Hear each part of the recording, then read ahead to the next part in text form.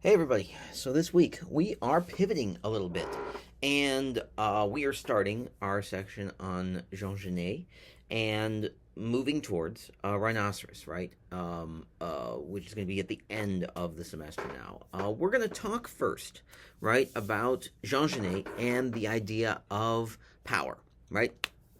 Most of our plays, right, and certainly Rhinoceros will be one, that also speaks of power. But most of our plays up to this point have been about powerlessness, right? How powerless people feel, how insignificant they feel, how words and actions don't seem really to have much of an effect, right?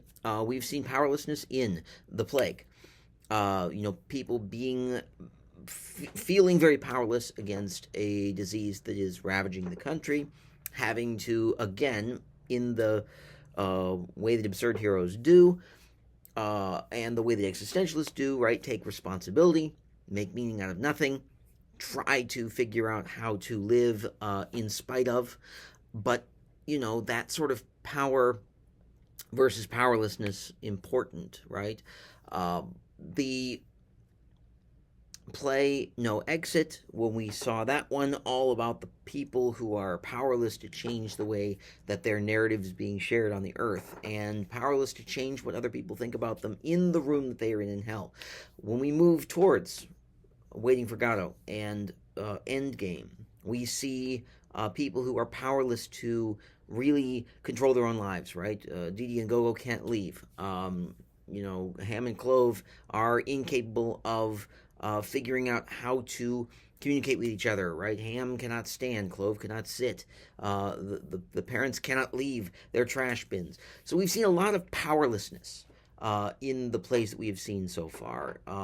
In The Bald Soprano, for example, we even see that the characters find themselves sort of powerless in front of words. Words no longer communicate the things that we believe that they do, or the way things that they believe that they do. They can't even figure out when a doorbell rings whether somebody is at the door or not. And so, right, this idea of powerlessness has sort of pervaded the theater of the absurd.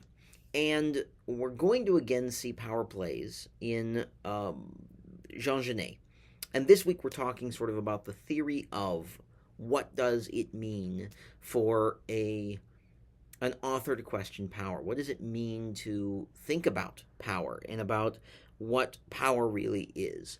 And I want to start with an idea that I present generally when I teach ethics. I want to present the idea of what I call the Chipotle shelf mentality. When we think about the Chipotle shelf at any of our local Chipotles, right, we may have ordered at a Chipotle before. In fact, a lot of restaurants do this now, but Chipotle is the one that sort of, I think, goes, to my mind, the farthest. In many cases, you will order, you will go in, your food will be on a shelf, you walk in, you find yours, you pick it up, you leave, right? You've prepaid, so there is nothing to stop you from going in and taking it, right? And that's really, I think, one of the most interesting things that sort of helps me as a person to define what I think about when it comes to ethical thought. We don't just, on a regular basis, walk into a restaurant where they have food on a shelf, walk up to it and just take it as if we have the authority to do so, and walk away with it. We know that in general, probably very few people would question, right? If you walk in, you go, you look at the shelf, you look at something very determined, with a lot of determination, say, oh, yep, that's mine, take it, walk away. Chances are you're going to be able to get away with it, right? Now, am I suggesting that you go and try this at a Chipotle? By no means. It's illegal, right? But what keeps people from doing so? Well, I think there is a general sense of ethics that, exists in our society, that, people generally are willing to accept the fact that if it's not yours, you don't take it, right? Now, stores. Now, stores have a lot more anti-theft devices. It's harder to steal from a larger store because, right, if you take something out and, a tag goes off, then people will know you're stealing. But, the Chipotle shelf doesn't do this. And we all know probably some restaurants that if you order ahead of time. You actually do have to ask at a counter for your food, right? They don't have space for a shelf, or they keep things behind the counter because, maybe they have had an experience with people stealing and taking things away. I think that what we look at when we come to Jean Genet and the idea of power is we start to say, what if we question some of these accepted structures? What if we start to ask the question, is any of this legitimate, right? Is the Chipotle shelf mentality legitimate? Can we just get rid of things, right? Can we just, say, I don't care about the rules, I'm going to take things and go with them? Well, we know already, right? A good example in existentialism of what Sartre talks about is that we choose for ourselves the thing that we would choose for everybody else. And so if we go in and steal, right, Sartre says naturally we would expect that that would be the same mentality everybody would take, and that everybody would then feel perfectly justified going in and stealing things. And that this would quickly lead to Chipotle and other companies saying, we're not going to do right a shelf anymore. We're going to keep everything behind the counter, which some places have done, right? Some places may never have started. And again, right, not always because of theft, but sometimes because of practical concerns. But that this immediately, right, would be curbed because a company would say, we can't trust people anymore, right? We don't believe people anymore. And the shelf would cease to exist. And so it would be a self-regulating problem, right? And existentialism sort of adheres to these rules, right? When we behave in the way that we think other people should reasonably, if it is an ethical and good thing to do in general, right? Or if it is at least a thing that we understand everybody would be fine doing, right? Ethics aside, then existentialism sort of says, yes, this is fine, right? We take responsibility for our beliefs.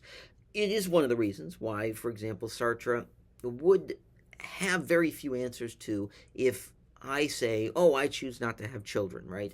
And to not father any children, and my wife chooses not to have children, and we believe as a couple, right, that we really don't think children are the way to go, that we would accept it. Everybody on the earth sort of felt the same way. Well, we understand there would be a problem there, right?